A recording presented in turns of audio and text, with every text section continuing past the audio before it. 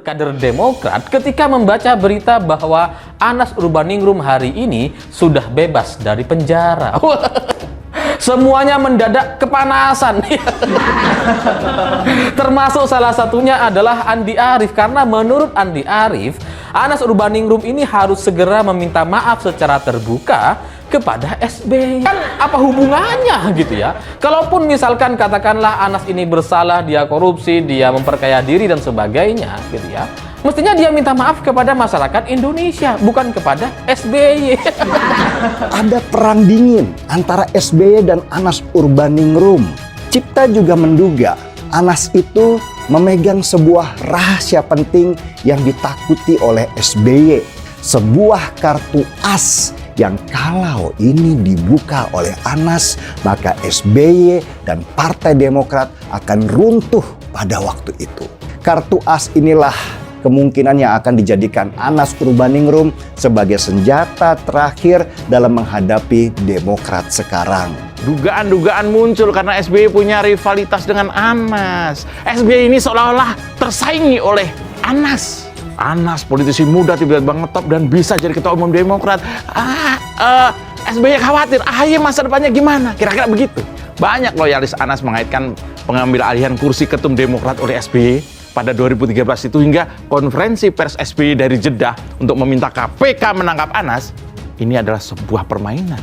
Lapisan fakta soal kriminalisasi pada Anas mulai kembali dibicarakan oleh para loyalis Anas menjelang Anas bebas.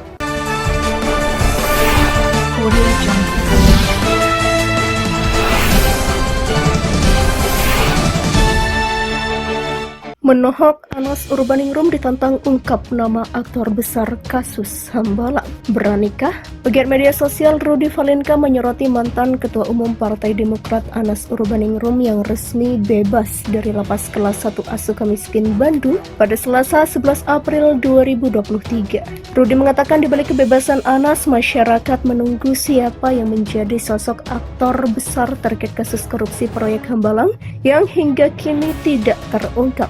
Bahkan sosok itu pernah disinggung oleh ex-politikus Partai Demokrat Angelina Sondak, tetapi ia tak berani mengungkap karena takut akan keselamatan anaknya. Hal terpenting yang ditunggu publik terkait bebasnya Anas Urbaningrum adalah soal ketakutan Angelina Sondak yang terancam jika menyebut nama aktor besar kasus Hambalang. Tulis Rudy.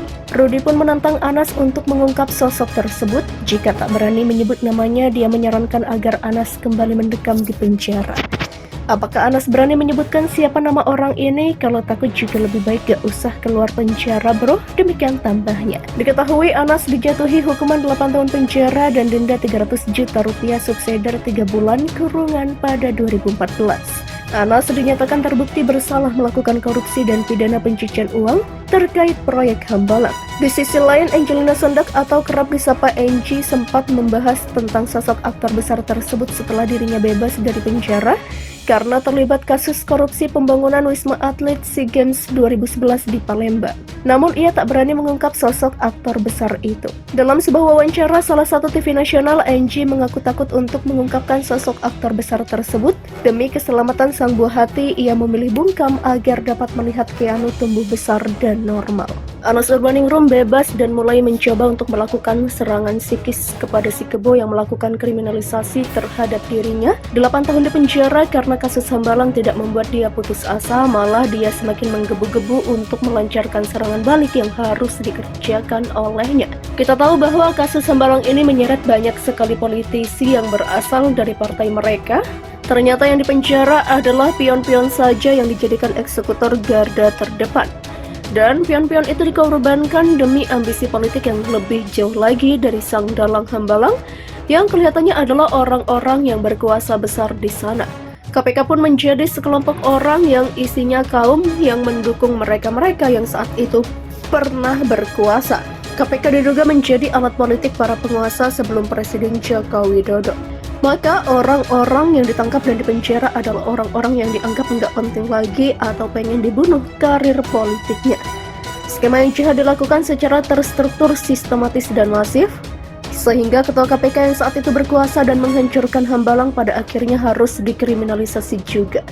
Lihat saja apa yang terjadi kepada Antasari Azhar.